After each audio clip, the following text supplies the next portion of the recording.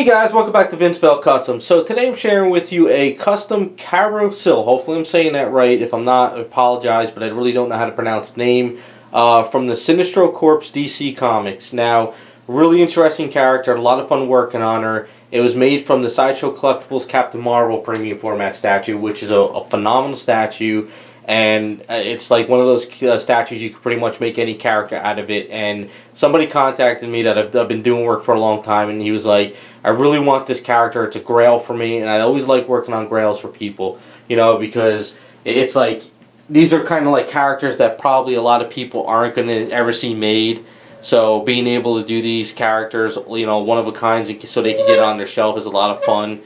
So he said it was a grail, and he asked me, you know, like which statue would be good for this character, you know. So after reading up on her, checking out some pictures, I said, you know, the Captain would probably be perfect, you know. She kind of got a nice little, almost fighting, flying stance, and it might fit really good. So he was like, cool. So he went and ordered one, had it sent to me, and we got to work on it. So we'll get a little bit closer. We'll break it all down.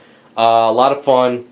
Definitely something different than what I've done in the past recently. So basically what it is the mouth and it's the face. I'm not really good with sculpting face features and everything, but this was kind of a challenge. So I did one sculpt in the beginning where I tried to sculpt my own teeth. I sent the picture. The client was like, yeah, it looks good, no problem. But I was like, you know what? I'm not feeling it. I don't like it. So I chopped out the teeth that I did again. Because what I did is I basically dremelled out the whole mouth area, and it looked like an old lady with no teeth. It's like dentures and just like teeth missing. So what I did is I tried sculpting teeth again. A little bit better, but it still wasn't there.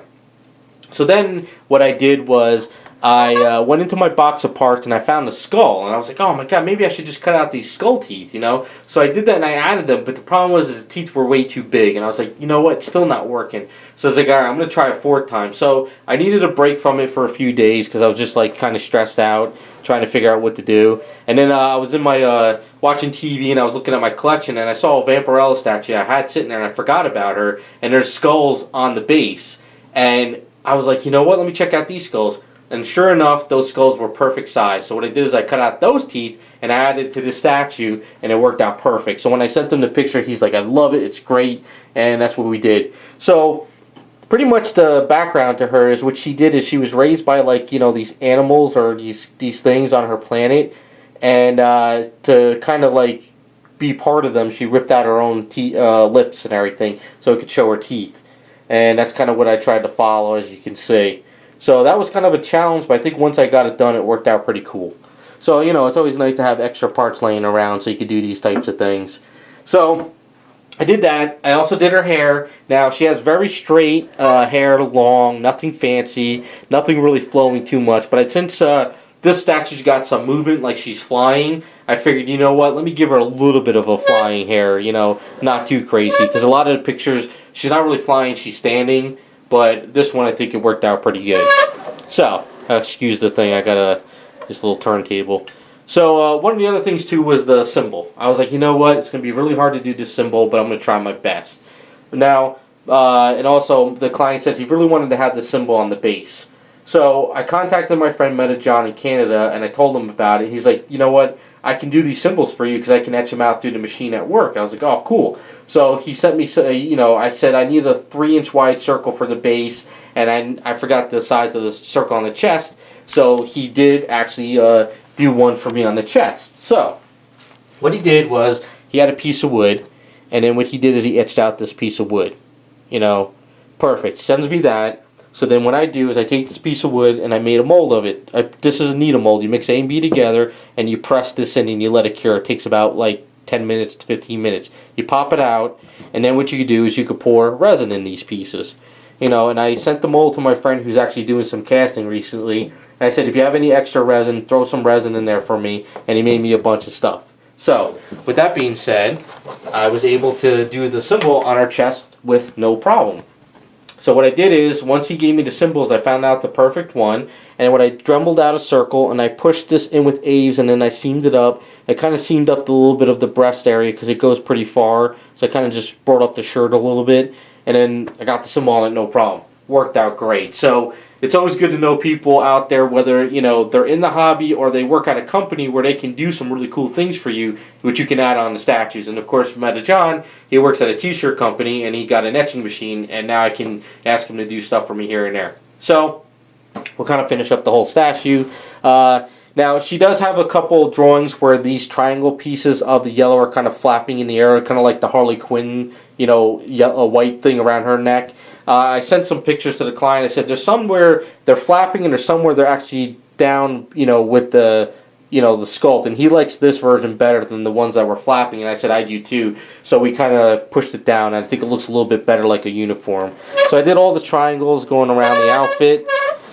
And then, I did her bracelets here. She has these little, clasps at the bracelets. I did her belts. As you can see, it's a really cool design of the belt. I like it. It kind of just goes around the back, and then it just stops right there. And then I gave her her boots. So the Captain Marvel that came, she has a star on her chest. She's got all these lines going around. So I took all that stuff down, and I gave her a bare body, and then I sculpted all the stuff on top of that. And I think it worked out pretty good. Now onto the base. The Captain Marvel, she comes with that big alien, face mask thing on the base. And the client that I'm working for, he even said it himself, he's like, he wants to keep a lot of his stuff streamlined because stuff's getting too big, and he wants smaller bases for his stuff. So we brought her down, and we simplified the base. So I think it kind of tells a little bit of a story, and I kind of have fun with it, whereas it's not going to take up a lot of room either now. So these skulls, three skulls, I took off of a Lady Death premium format, the one where she's sitting down from Sideshow. I'm doing a custom with that statue, so I had these skulls I chopped off. I figured, let me add these here. It will work out pretty good. Meta John gave me this wooden symbol because the client wanted the symbol here. And I said, you know what, why don't we do like yellow, like it's cracking throughout everything here, because, like the skulls and stuff. So it's kind of like, that yellow lantern power is kind of cracking through the rocks. Just something a little bit different for once. Instead of doing the same old stuff or trying to do like a power trail, let's just kind of take the yellow and crack through the rocks. Just have some fun.